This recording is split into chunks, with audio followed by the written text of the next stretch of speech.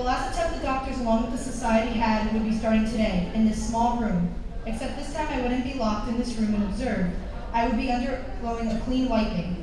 I was told my infected, impure memories would disappear, and I would be given an extra dose of that serum we were given as infants. One of the words the doctors used when I was younger was fear. He said it was an emotion, and I thought that maybe that's what I was feeling now as my body shook. But I know I had these imperfections for a reason, and I wasn't the only one.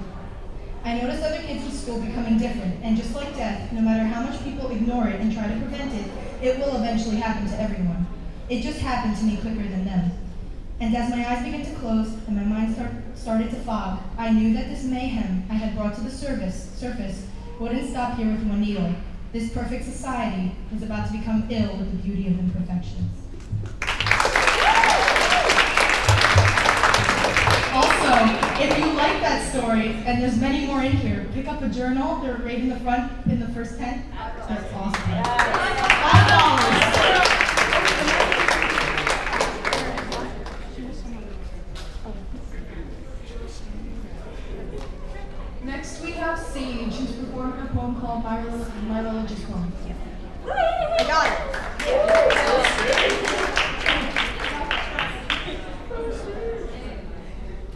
Until I was in kindergarten, I had never heard of a God.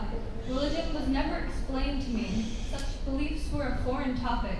My parents claimed they wanted me to choose my own faith, but how could I do that without knowing what faith even was? The answer is, I couldn't, so I didn't.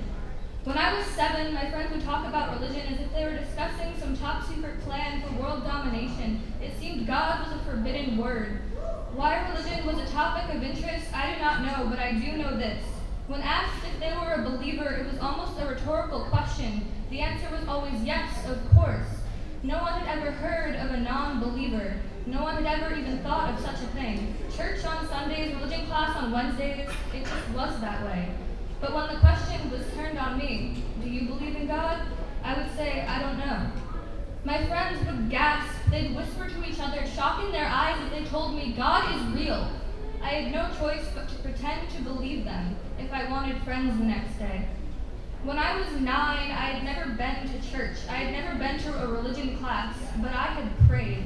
My friends would say, God knows all. God will answer your prayers. So I would ask this almighty God, who are you? Can I see you? And my questions were not answered. I asked again and again. Every day at my bus stop, I would fall to the rocky ground, scraping my knees, folding my hands together, like in the movies, staring at the sky longingly, asking this God to respond just once, to let me know he was there. My questions eventually changed. They got more personal. Why doesn't mommy live with me and daddy anymore? Why don't any kids talk to me in school? I thought maybe he'd answer if my questions pertained to me instead of him. But again, my questions were not answered. I told my friends that God was ignoring me. I told them maybe he just wasn't there. But they were persistent. They told me to give him time. God is there. When I was 11, my questions changed again. I became angry. Why won't you answer me? Do you even exist? I remember so clearly sitting on my bed, eyes closed, mouth shut, mind wide open, silently praying to God, hoping maybe, just maybe, if I focused hard enough, listened close enough, wanted him bad enough, he would answer me, finally. I sat a long time, praying, hoping. I am 15 now. I do not pray. I do not hope, and my questions remain unanswered.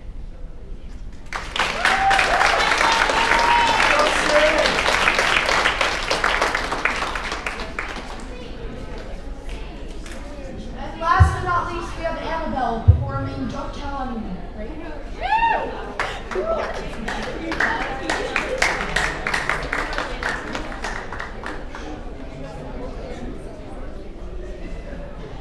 It starts with 3 words. Don't tell anyone. It's said a million different ways, but one true meaning. Your mind races. Don't tell anyone what. Now you have to know. You're told, and the reaction you give depends on the secret, or story, or thing. Deep down inside, you're filled with euphoria. This person who trusted you was a part of it. You won't let them down, right? Wrong. The thing is too good to keep quiet. Isn't it so nice to be the one with the story, with juicy details? To have all ears on you. All of a a sudden you start speaking the words you forget in the first place. Don't tell anyone. The cycle continues viciously. At first, there was one person who needed to spill it, then another person. So far, 2 people know. The second person tells 2 more, and those 2 tell 2 each. So there's 6 now. Meanwhile, the first person couldn't tell 1 person. They told 3 more, and the second told 2 more after the first 2. All of a sudden, you hear the same story from a different person. You did this. Started a forest with fire, with words. So much for a secret. So much for not telling anyone.